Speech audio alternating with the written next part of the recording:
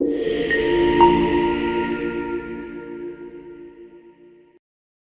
dear students, so today we are going to see with the level number 3 of the chapter 1. So let's start with the question number 1. A system has two charge QA, that is 2.5 10 to the power minus 7 coulomb, QB, that is minus 2.5 10 to the power minus 7 coulomb, are located at the point, you can see 0, 0, minus 15. Here it is 0, 0, 15. Suggestively, what is the electric dipole moment of the system? Okay. यहाँ पे हमको जितना भी information दिया गया है उसका पहले हम डायग्राम ड्रॉ कर लेते हैं. यहाँ पे डायग्राम ड्रॉ करने जाए, so you can see here it is in the 3 dimension. यहाँ पे x, यहाँ पे y है, यहाँ पे z है. This one is the negative z axis. Inside जब मैं ड्रॉ कर रही हूँ तब यू कैन से कि ये जो 2.5 10 to the power minus 7 coulomb है वो कौन से पॉइंट पे रखा गया है? 0, 0, माइनस 15 पे रखा गया है. मीन्स इनसाइड z जहाँ पे नेगेटिव है वहां पे रखा गया है. So I am going to write down here. कोई एक पॉइंट है 0, 0, माइनस 15 सेंटीमीटर. यहाँ पे कितना चार्ज रखा गया है? Q, that is symbolized by QA is equal to 2.5 10 to the power minus 7 coulomb. And जो दूसरा चार्ज है minus 2.5 10 to the power minus 7 coulomb, वो 0, 0, 15 पे रखा गया है. तो यहाँ पे कहीं पे कंसिडर कर लेते हैं. QB कितने डिस्टेंस पे है? 0, 0, 15 पे है. Okay. We want to find out what is the magnitude of the electric dipole moment. Dipole moment का formula पता है. P is equal to 2a, that is the distance between the two charges, into Q, that we are taking as a magnitude of the charge.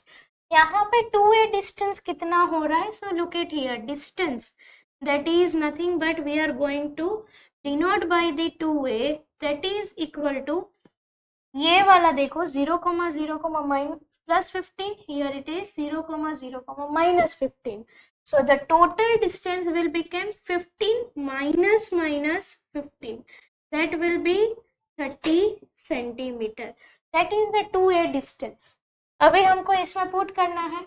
P is equal to, look at here, it is in the centimeter. We want to convert into metre, because कोई भी unit दिया जाता है उसको हमको ऐसा unit में convert करके ही लिखना है.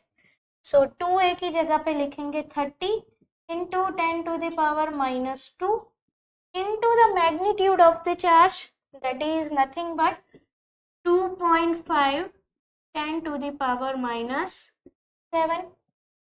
Okay. So can we write here it is 2.5 into 30, 2.5 into 30 into 10 to the power minus 9. Okay, so can we write here 7.5 into 10 to the power minus 8, right? That will be the coulomb into meter. Now we want to check with the option. So the correct option, you can see the option A, that is 7.5 10 to the power minus 8. Hello dear students, let's start with the question number 2. Coulombian repulsive force between two alpha particles kept at the distance 3 centimeter in air. So here two alpha particles are given. Alpha particles means what? That is nothing but it is your helium nucleus. So two charge particle, here it is Q1, here it is Q2. Q1 and Q2, they are separated by the distance, that is 3 centimeter is given. So we want to find out what will be the force. Okay, so force that we are going to use the Coulomb's law. अच्छा, दोनों charge के बीच में कौन सा medium रखा गया है? यहाँ पे बोला गया है एयर हम यूज कर रहे हैं, means we are going to take as a vacuum. So force, Coulomb force, that will be K Q1 Q2 divide by r square. Okay, so in the place of q1 alpha particle का charge होता है q1 is equal to 2e, q2 is equal to 2e, and the r that is given in the centimeter we are going to convert into meter, that is 10 to the power minus 2 meter. Okay, so let's put the value in the equation. Force F is equal to, in the place of K, the value is 9 into 10 to the power 9. In the place of Q1 and Q2, you can see both the charges values are same. So 2 into 2, 4e square. So 4 into 1.6, 10 to the power minus 19 square, divide by, it is 3 into 10 to the power minus 2 square. So let's calculate. F is equal to 9 into 10 to the power 9, 4 into 1.6 square, 10 to the power minus 38, divided by, here will be 9 into 10 to the power minus 4. ये जब आप calculate करोगे, so you will get F is equal to 10.24, 10 to the power minus 25. But we have to see with the option part also. So look it with the option. As I am going to shift the 1 point, it will become 1.024, 10 to the power minus 24 Newton. तो जब भी दो alpha particle दिए गए हैं और 3 centimetre जितना distance रखा गया है, उस टाइम पे फोर्स कुछ इतना लग रहा है. So we have to see with the option C is going to be correct one, that is 1.024 10 to the power minus 24 Newton. Okay, so let's start with the question number 3. How much charge should be placed on the spherical shell of the radius r, that is 25 centimeter? Okay, one spherical shell is given जिसका radius r that is equal to 25 centimeter. Okay, and the surface charge density sigma, that is 3 by pi coulomb per meter square. Okay, तो हमको ये find करना है कि charge कितना होगा ये स्फेरिकल शेल पे. Okay, this is our hint. Sigma हमको दिया गया है, right. Sigma that is surface charge density, sigma is equal to charge per area that we are going to write down. अभी क्या फाइंड करना है हमको? क्यू फाइंड करना है. So we are making the subject of formula Q here. Q is equal to sigma into A. अच्छा, sigma that value is given 3 by pi. Okay, so 3 divided by pi into area नहीं दिया गया है, but we are having the hint. ये spherical shell है, sphere के shape का दिया है, and radius भी दिया गया है. कितना है? 25 सेंटीमीटर दिया गया है. So the area of the spherical part, that 4 pi r square, we all are having the value. So यहाँ पे हम put कर देते हैं 4 pi r square. In the place of r 25 centimetre, but इसको हम लिख सकते हैं 0.25 मीटर, क्योंकि हमको उसको किस में कन्वर्ट करना है? 0.25. सो हियर मीटर में कन्वर्ट कर रहे हैं. सो 3 divide by pi into 4 pi in the place of 0.25 square. Okay, cancel out हो रहा है, वो हम कर देते हैं. Let's calculate. चलो आप लोग भी मेरे साथ कैलकुलेट करोगे. 3 into 4 into 0.25 स्क्वायर करना है. So just look it here, 3 into 4 into 0.25 into 0.25. So you will get 0. Q, that is equal to 0.75 coulomb. जब 25 सेंटीमीटर रेडियस वाला स्फेरिकल शेल हम यूज कर रहे हैं तब. So you can see according to the option B is going to be correct one, that is 0.75 coulomb. अच्छा, बहुत easy numericals होते हैं, कभी कभी इजी न्यूमेरिकल्स पूछे जाते हैं, बट फॉर्मुलेशन नहीं आता है। फॉर्मूला आता है तो कभी कभी हम लोग कैलकुलेशन में मिस्टेक कर देते हैं। सो प्लीज बी केयरफुल जब भी फॉर्मूला पुट कर रहे हो एंड जब भी कैलकुलेशन आप लोग कर रहे हो, सो अच्छे से एकदम केयरफुली आप लोगों को करना है, so you will get the correct answer. So here the option B is the correct one. Okay, so let's start with the question number 4 of the level 3.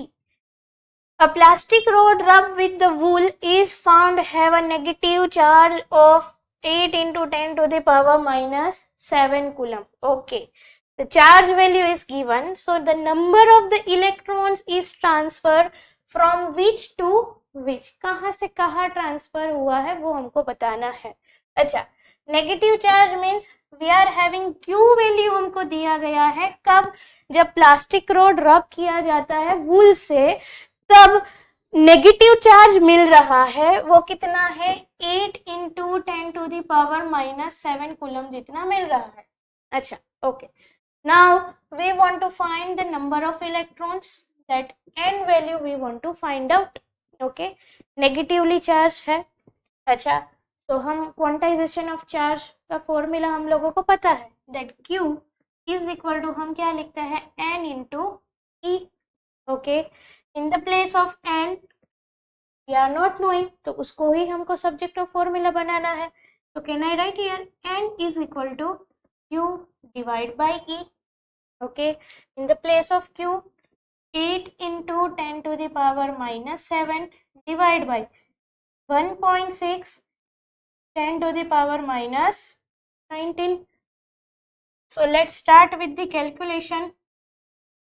8 divided by 1.6 into 10 to the power minus 10 to the power 8 into 10 to the power minus 7 divided by 1.6 10 to the power minus 19. We can say 8 divided by 16 into 10 to the power minus 7. यहाँ पे मैंने एक shift किया है, तो क्या हम ऐसा लिख सकते हैं? यहाँ पे 10 to the power 20 ऊपर चला जाएगा, so you will get here 1 that will be 0.5 into 20 minus 7, so you will get the 10 to the power 13. I am going to shift that point, so 5 into 10 to the power 12, that is the number of electron that we are going to find. So look at here, according to the option here 5 into 10 to the power 12, ये सिर्फ दो option में ही दिख रहा है, एक C में दिख रहा है, एक D में दिख रहा है। अभी हमको चेक करना है कि C ऑप्शन क्या है एंड D ऑप्शन क्या है, स्टेटमेंट कहाँ से कहाँ इलेक्ट्रॉन है वो शिफ्ट हुआ है। तो यहाँ पे देखो, plastic rod to wool and wool to plastic rod. अच्छा, हमको यहाँ पे ऐसा बोला है कि जब प्लास्टिक रोड को रब किया वूल से, तब उसके ऊपर नेगेटिव चार्ज है वो बना है, नेगेटिव चार्ज इतना आया है। तो नेगेटिव चार्ज आता है, इसका मीनिंग इलेक्ट्रॉन गेन कर रहा है, मिल रहा है। उसको कहाँ से मिला है? उसको वूल से मिला है, प्लास्टिक रोड को। तो ये जो नेगेटिव प्लास्टिक रोड बना है वो वूल से लिया है, वूल से ट्रांसफर हुआ है और प्लास्टिक रोड पे डिपॉजिट हुआ है। तो वूल वो हमारा पॉजिटिव बन गया जिसने लूज कर दिया है, पर जब प्लास्टिक रोड उसको गेन कर रहा है तो वो नेगेटिव बन रहा है। तो हमारे कितने नंबर्स ऑफ इलेक्ट्रॉन्स है? 5 into 10 to the power 12 electron से कहाँ जा रहे हैं? Wool to plastic. So according to the question our answer option D is the correct one. Okay, let's start with the dear students question number 5. Figure shows the electric field in which the electric dipole P is placed. Which of the following statement is correct?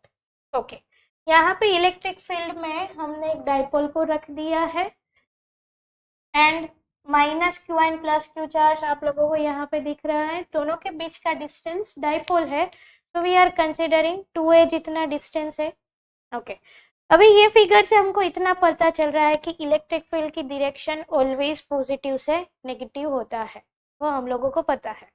अच्छा, according to the figure you can see, जब electric field lines ऐसे आ रही है, you can say ये converge हो रही है। Converge हो रही है means the spacing between the electric field lines is going to be decrease, means बहुत ही पास पास में है। जैसे बहुत ही पास में होता है तो इलेक्ट्रिक फील्ड स्ट्रेंथ है वो उसका बढ़ जाता है, जब कन्वर्ज होता है तब, नजदीक इलेक्ट्रिक फील्ड लाइंस होती है तब। तो इतना हमको पता है कि ये साइड पे हम देखने जाए तो इलेक्ट्रिक फील्ड का स्ट्रेंथ है वो बहुत ही ज्यादा होगा comparison to the this side. Okay, so from this figure ये जो माइनस क्यू पे जो चार्ज माइनस क्यू है उसके ऊपर जो फोर्स लग रहा है, यहाँ पे देखा जाए तो इलेक्ट्रिक फील्ड का स्ट्रेंथ है वो काफी ज्यादा है in the comparison to this side. So I am going to denote that is positive to negative direction होता है, बट ये कन्वर्ज होने की वजह से फील्ड है वो बढ़ रहा है। तो यहाँ पे आप देखोगे तो माइनस क्यू पे जो फोर्स लग रहा है वो ऑपोजिट डायरेक्शन में लग रहा है। ऑपोजिट डायरेक्शन में मीन्स ये यहाँ पे जाने की ट्राई कर रहा है। फोर्स कितना शिफ्ट हो रहा है, किस साइड शिफ्ट हो रहा है, you can C from the figure वो राइट हैंड साइड है वो ज्यादा शिफ्ट हो रहा है, राइट हैंड साइड पे ज्यादा लगने वाला है। तो you can see according to the option कि भाई हमको यहाँ पे ऐसा बोला है कि dipole will experience the net force on the left hand side, no. The dipole will experience the net force on the rightward side, yes. So this one is the correct statement according to our discussion. Dipole will not experience any force, no. हमको ऐसा तो नहीं लग रहा है क्योंकि minus Q चाहे that is not uniform field.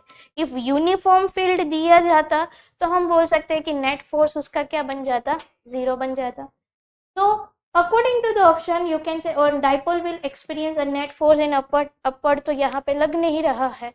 So from our discussion you can say the option B is going to be correct one, that is the net force जो लग रहा है डाइपोल के ऊपर वो कौन सी साइड पे लग रहा है, राइट हैंड साइड पे लग रहा है। क्यों राइट हैंड साइड पे लग रहा है, इलेक्ट्रिक फील्ड लाइंस कन्वर्ज हो रही है तो फील्ड वहां पे बढ़ गया है और नेगेटिव चार्ज पे जो फोर्स लगा है वो ऑपोजिट डायरेक्शन में है, that is in the right side. So option B is the correct one.